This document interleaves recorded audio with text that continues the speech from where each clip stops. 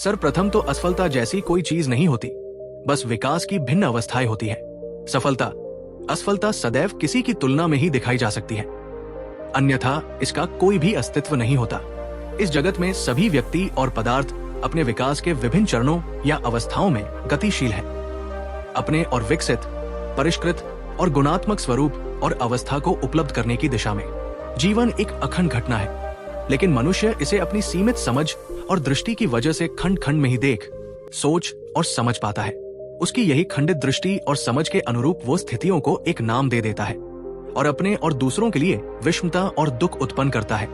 इससे ही तुलना, प्रतियोगिता और अन्य विभिन्न बातें जन्म लेती हैं और लोगों को विषादग्रस्त या हीनता के भाव से भरती है।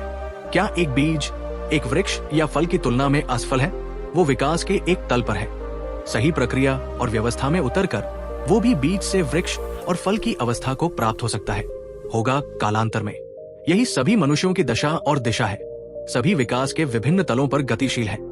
कुछ अधिक ग्रहणशील, लयबद्ध और अनुशासित और सम्यक रूप से गति और प्रगति कर रहे हैं, क्योंकि उन्होंने विकास की प्रक्रिया के लिए स्वयं को संयोजित कर लिया है।